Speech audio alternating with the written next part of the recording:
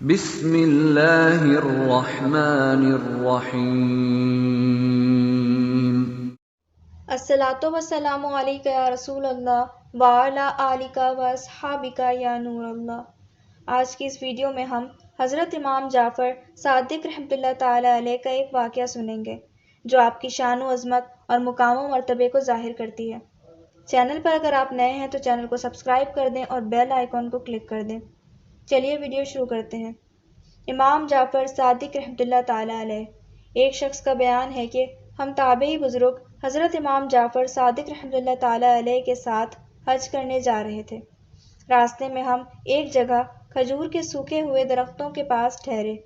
امام جعفر صادق رحمۃ اللہ تعالی علیہ نے آہستہ سے کچھ پڑھا جو میں نہ سمجھ سکا۔ پھر آپ نے ان سوکھے درختوں سے فرمایا، اللہ پاک نے تم میں جو ہمارے لیے رزق پیدا فرمایا ہے اس میں سے ہمیں بھی کھلاؤ۔ اسی وقت میں نے دیکھا کہ کھجوروں کے گچھے آپ رحمۃ اللہ تعالی علیہ کی طرف جھک رہے تھے۔ آپ نے مجھ سے فرمایا، قریب آؤ اور بسم اللہ پڑھ کر کھاؤ۔ میں نے ایسی مزیدار کھجوریں اس سے پہلے کبھی نہیں کھائی تھیں۔ اللہ رب العزت کی ان پر رحمت ہو اور ان کے صدقے ہماری بے حساب مغفرت ہو، آمین۔